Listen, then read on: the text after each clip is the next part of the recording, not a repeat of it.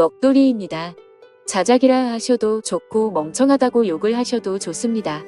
그냥 어디에든 말하지 않으면 너무 힘들어서 제가 정신이 나갈 것만 같아서 이렇게 글을 씁니다. 5년 동안 전혀 몰랐습니다. 정말 까마득히 모르고 살았던 제가 너무 원망스럽네요. 이 더러운 곳에서 저만 나가면 그만인데 왜 이렇게 눈물이 나는지 모르겠습니다. 아무튼 지금부터 드라마에서도 나오지 않을 법한 제 이야기를 시작할게요. 남편과 신우는 이복남매라고 했습니다. 저는 남편보다 5살이 많았고 신우는 남편보다 7살이 어렸죠. 남편의 친엄마는 남편이 어릴 때 돌아가셨고 새어머니를 평생 엄마처럼 여기며 살았다고 하더라고요. 그리고 그 새어머니와 친아버지 사이에서 태어난 신우가 있었는데 나이 차이가 많아서 그런지 남편은 살뜰하게 신우를 살폈고 신우는 저랑 나이 차이가 많이 나서 그런지 약간의 어린 행동을 하는 것 외에는 그저 무난무탈한 신우였습니다.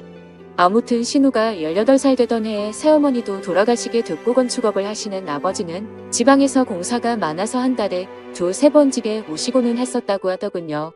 가끔 도우미 아줌마를 부르기도 하고 남편하고 신우가 청소랑 밥을 해먹으면서 서로 챙기며 살아가던 시절에 저는 남편을 만나서 연애를 했죠. 그때 신우의 나이는 20살이었고 남편의 나이는 27 그리고 저는 32의 나이였습니다. 32살인 저는 27의 남자친구가 나와 결혼해주지 않을까 봐서 전전긍긍했고 어린 신우가 시집을 갈 때까지 같이 살면서 보살펴주기로 하는 조건을 걸고 제 나이 34세 결혼을 했네요. 신우는 크게 모나지 않고 성격이 무탈한 편이었고 자기 일은 자기가 스스로 하는 편이라 크게 부딪힐 일이 없었습니다. 집은 아버님 명의로 된 45평짜리 아파트였고 여전히 아버님은 한 달에 2~3번만 오셔서는 하루 정도 같이 놀고 먹고 자고는 일 때문에 지방으로 가시곤 하셨죠. 29의 남편은 제 남편이라서가 아니라 누가 보더라도 훈훈한 외모에 능력도 매너도 좋은 남자였습니다.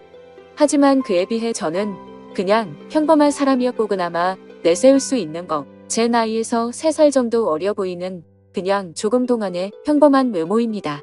그래서 그런지 잘난 남편이 불안해서 남편과 연애를 하던 시절부터 항상 외모에 신경을 쓰고 살았고 집안일도 사회생활도 모든 면에서 부족함 없이 완벽한 아내가 되기 위해 무던히도 노력해왔죠.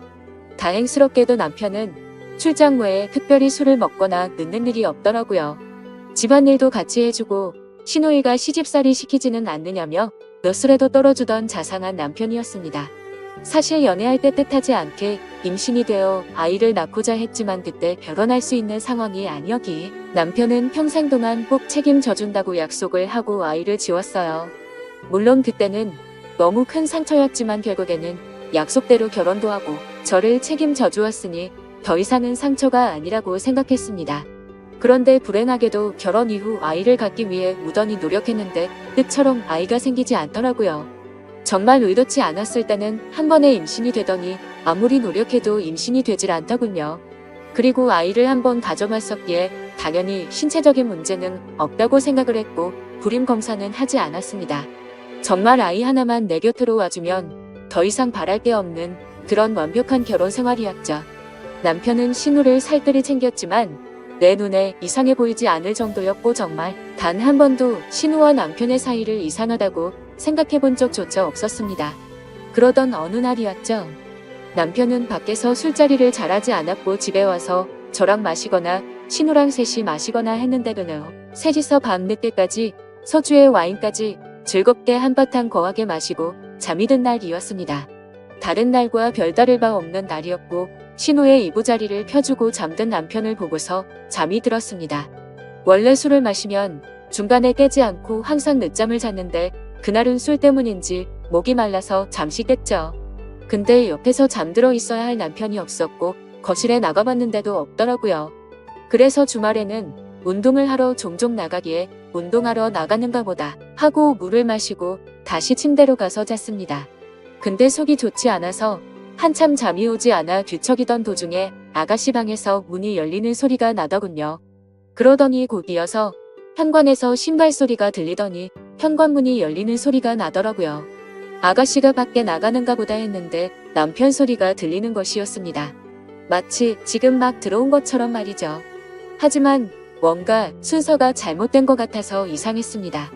밖에서 들어오는 거면 현관문이 열리고 신발 소리가 들려야 맞는 건데 신발 소리가 들리고 현관문 소리가 들렸는데 밖으로 나간 사람은 없었죠. 그래서 그날부터 이상한 생각을 지울 수가 없었습니다. 남편은 방으로 들어오더니 밖에 운동을 하러 나갔다 왔다고 말을 했고 저는 제 스스로 잘못 들은 건데 왜 이렇게 예민하나 싶어서 별 생각을 다 했네요. 아무튼 그날 이후로도 별다른 생각 없이 평범하게 지내고 있었고 남편이 출장을 간다던 날 아가씨도 때마침 친구들과 여행을 간다고 하더라고요. 그래서 저도 오랜만에 혼자 있는 시간을 만끽하며 휴식을 즐기고 있었습니다. 그런데 그때 때마침 친구에게서 전화가 왔죠. 이태원에서 저와 제 남편을 봤다면서 저를 따라오다가 사람들이 붐벼서 놓쳤다며 지금 어디로 갔냐고 하더군요. 그래서 나는 집에 있고 남편은 출장을 갔다고 말을 해줬습니다. 하지만 나중에 알고 보니 그때 그 당시 남편은 이태원에 있었던 게 맞았고 친구는 남편 옆에 있는 여자를 당연히 저라고 생각을 했었던 거죠. 왜냐하면 신우이도 나와 같은 갈색 머리에 긴 생머리였고 체형도 비슷했으니깐요. 며칠 뒤 남편이 출장이 끝나고 돌아오는 날이었습니다. 저는 아버지께서 입원했다는 소식에 남편에게 전화를 걸어 병원에 가 있어야겠다고 말을 했고 남편은 집에 들렀다가 곧바로 병원으로 온다고 해서 저는 서둘러서 병원으로 갔습니다. 걱정과 달리 다행히도 아버지는 아주 가벼운 부상을 당한 거였고 어머니가 유난을 떠신 거라서 대충 수습을 하고 집으로 돌아갔죠. 남편은 아직까지 집으로 돌아오지 않은 상태였었고 드레스룸에서 옷을 내려놓고 있는데 남편이 들어오는 소리가 들리더라고요. 저는 순간적으로 반가운 마음에 깜짝 놀래켜주고 싶었죠. 그래서 드레스룸 불을 끄고 남편이 거실로 오길 기다렸는데 소리를 들어보니 남편 혼자가 아니더라고요. 순간적으로 저는 옷장으로 몸을 숨기게 되었고 남편은 집안 곳곳 방을 하나하나 열어보며 제가 없음을 확인하는 것 같더라고요. 그러더니 소파에 앉는 소리가 들렸고 두 사람의 대화 소리가 들리는데 정말이지 저는 엉몽을 꾸는 것 같았습니다. 이태원의 그 맛집은 과대평가가 됐다면서 이번에 갔던 여행은 너무 즐겁긴 했는데 혹시나 언니가 의심하진 않을까? 이런 소리가 들리더라고요. 그러자 남편은 그 여자 미련해서 모른다면서 무슨 일 생기면 자신이 다 책임질 테니 걱정 말라고 하더군요. 너무 억울하고 화가 나서 눈물이 났고 도저히 참을 수 없는 분노에 이성의 끈을 놓아버린 저는 문을 열고 거실로 나갔습니다. 그러자 남편과 신우는 깜짝 놀라서 저를 쳐다보는데 정말 짐승이 따로 없는 것 같았습니다. 저는 남편의 멱살을 잡고 어떻게 된 거냐고 소리를 질러댔고 저를 뿌리치더니 그 둘은 아무 말 없이 집을 나가더군요. 그날 이후로 이틀 동안 그 둘은 돌아오지 않았고 제 연락도 받지를 않았습니다. 그래서 저는 이틀 동안 연차를 쓰고 집에만 있다가 3일째 되는 날 출근을 했죠. 그리고 퇴근하고 집에 돌아와 보니 제가 출근한 건 어찌 알았는지 집에 다녀간 흔적들이 보였습니다. 그렇게 남편을 기다린 지 5일 만에 남편이 집으로 들어와서 얘기를 하자며 들어오더라고요. 저는 그 기간 동안 마음을 좀 추스린 상태였고 차분히 대화를 하자고 하니 남편은 입을 열었습니다. 신우는 아무 잘못이 없고 지금 벌어진 모든 일은 다 자기 잘못이라고 하네요. 신우는 사실 새어머니가 데리고 들어온 갓난아이였고 자신 아버지의 피가 섞이지 않았답니다. 새어머니를 받아들이지 못하는 할머니 때문에 애를 낳아왔다고 아버지가 거짓말을 한 것이었대요. 아무튼 그렇게 새어머니가 돌아가시고 나서 신우는 남편에게 많이 의지를 하게 됐고 집에서나 밖에서나 단둘이 지내는 일이 많아지고 서로 의지하면서 서로 간의 감정이 커져가기 시작했답니다. 그때 서로의 마음을 알게 됐을 때가 신우가 대학생이었고 남편은 군대를 전역했을 때였다고 하더라고요. 하지만 아무리 피가 안 섞인 남남이라고 할지라도 잘못된 걸 알았기에 서로가 몇 번이나 연락을 끊고 새롭게 살아보려 했지만 잘 되지 않았답니다. 그냥 서로가 가족, 연인, 그 이상의 감정이라 더 이상은 끊어낼 수가 없다는 사실을 깨달았다고 하더군요.